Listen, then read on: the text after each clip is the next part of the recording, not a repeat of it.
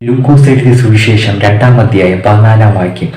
അത്യുന്നതങ്ങളിൽ ദൈവത്തിന് മഹത്വവും ഭൂമിയിൽ ദൈവപ്രസാദമുള്ള മനുഷ്യർക്ക് സമാധാനം. മറ്റൊരു വചനം, യേശുവോ ജ്ഞാനത്തിലും വളർച്ചയിലും ദൈവത്തിൻ്റെയും മനുഷ്യരുടെയും കൃപയിലും ഉതിർന്നു വന്നു.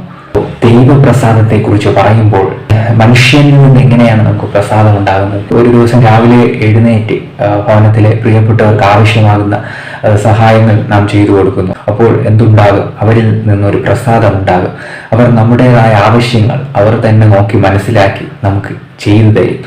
ഇതുപോലെ തന്നെയാണ് സഭകളിലും നമ്മുടെ സമൂഹങ്ങളിലും നമുക്ക് ചെയ്യുവാൻ കഴിയുന്നത്. അപ്രകാരം നമുക്ക് മനുഷ്യപ്രസാദം ഉണ്ടാകുന്നു. ഒരു വചനം ഇങ്ങനെയാണ് പറയുന്നത്, ആദ്യം അവന്റെ രാജ്യവും നീതിയും അന്വേഷിപ്പിൻ, അതോടുകൂടെ ഇതൊക്കെ നിങ്ങൾക്ക് കിട്ടും. രാജ്യവും നീതിയും അവിടെ പറയുന്നത് ദൈവരാജ്യത്തെ പറ്റിയാണ്. ദൈവപ്രസാദം നമ്മിൽ വരുന്നത് ദൈവത്തിന് ഇഷ്ടമുള്ള കാര്യങ്ങൾ നാം ചെയ്യുന്നതിലൂടെ കടന്നു വരുന്നു എന്ന് വചനം പറയുന്നു. സദൃശ്യവാക്യങ്ങൾ 12:22 പറയുന്നു, വഞ്ചനയുള്ള നാവ് യഹോവയ്ക്ക് വെറുപ്പ്, സത്യം സംസാരിക്കുന്നവരോ അവന് പ്രസാദം.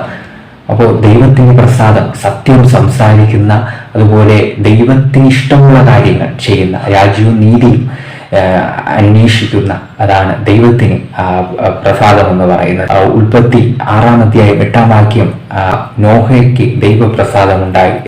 നോഹ നീതിമാനാണ് എന്ന് നമുക്ക് മനസ്സിലാക്കാൻ കഴിയും. നമ്മളിലും സത്യം സംസാരിക്കുന്നതിലൂടെ ദൈവപ്രസാദം ഉണ്ടാകുന്നു.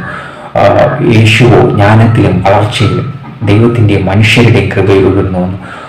മനുഷ്യരുടെ കൃപ, ദൈവത്തിൻ്റെ കൃപ. മനുഷ്യരുടെ കൃപയിൽ നിന്ന് നമുക്ക് ദൈവത്തിൻ്റെ കൃപയെ മനസ്സിലാക്കുവാനും അത്യുന്നതങ്ങളിൽ ദൈവത്തിൻ്റെ മഹത്വവും ഭൂമിയിൽ ദൈവപ്രസാദമുള്ള മനുഷ്യർക്ക് സമാധാനം. യേശു ക്രിസ്തുവാണ് ഏറ്റവും നമ്മിൽ വന്നിരിക്കുന്നതായ പ്രസാദം.